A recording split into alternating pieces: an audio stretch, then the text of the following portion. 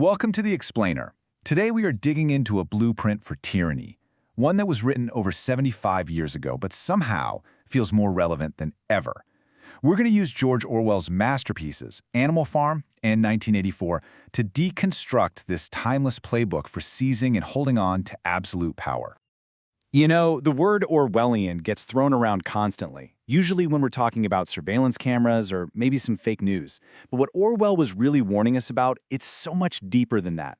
He gave us a step-by-step guide for how a free society can be dismantled, and it doesn't happen overnight. It's a deliberate, calculated process. So where does that road to tyranny even begin? Well, it all starts with Phase 1, that first crucial grasp for power. And Orwell's Animal Farm is the perfect place to see this in action. It shows us how even the most noble ideals can get twisted, and how inequality can be sold as a necessary sacrifice for the greater good. It almost never starts with a boot stamping on a human face. Nope, it starts with something much quieter, something that almost sounds reasonable. It's the simple argument that one group is just more essential than the others, and because of that, well, they deserve a little bit more.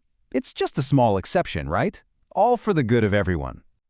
I mean, listen to the absolute genius of this propaganda. Squealer, he's the pig's master spin doctor, and he doesn't frame their greed as a perk, he frames it as a heavy burden. We pigs are brain workers, he says. The whole management of the farm depends on us. He is literally making the other animals feel like they are being served by the pigs taking all the best food. It's incredible.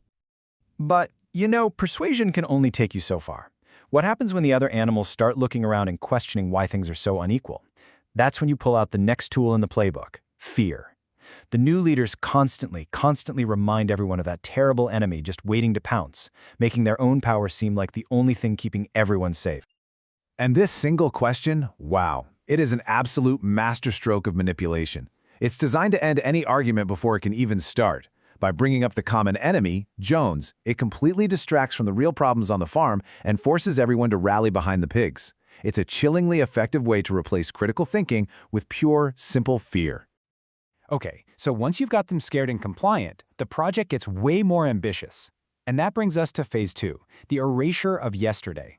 See, it's not enough to control what's happening right now. To have total power, you have to control the past itself. And to do that, you have to seize control of reality.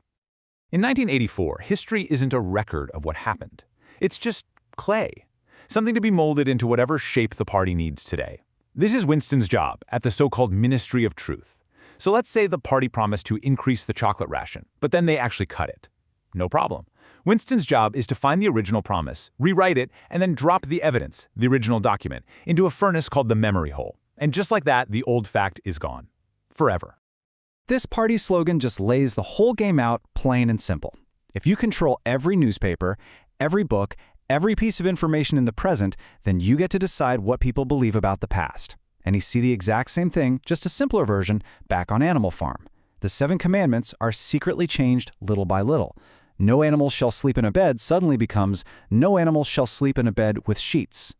And the animals, their memories are a little fuzzy, so they just end up blaming themselves for getting it wrong.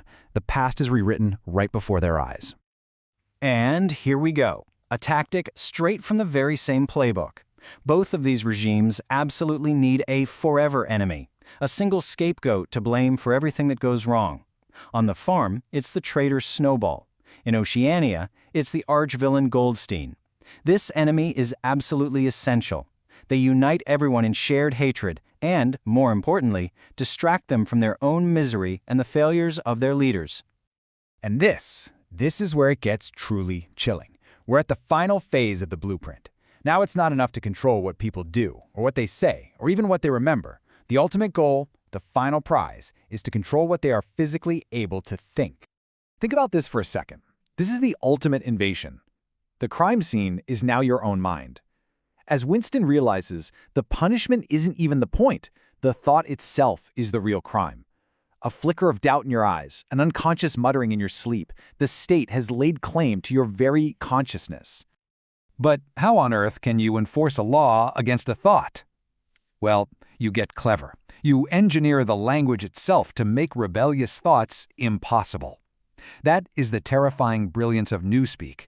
By literally shrinking the dictionary every single year, the party gets rid of the words you would need to form a descending idea. After all, if there's no word for freedom, how can you even think about wanting it? So, with the language shrinking, the mind is now ready for the final, twisted step.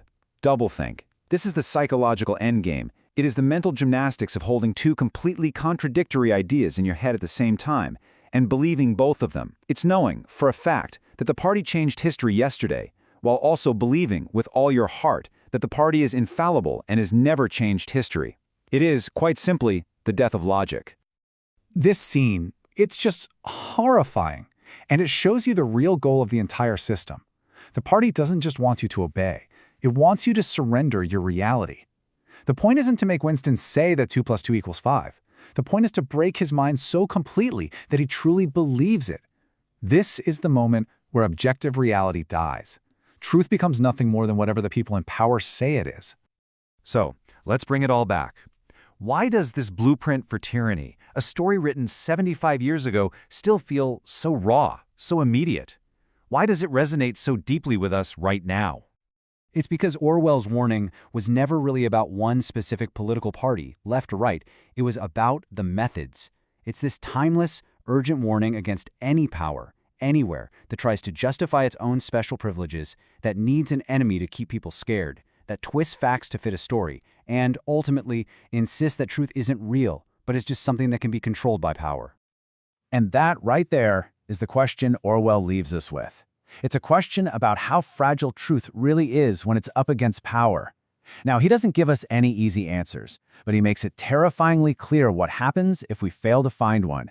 And that challenge, that question, is maybe more urgent now than it has ever been.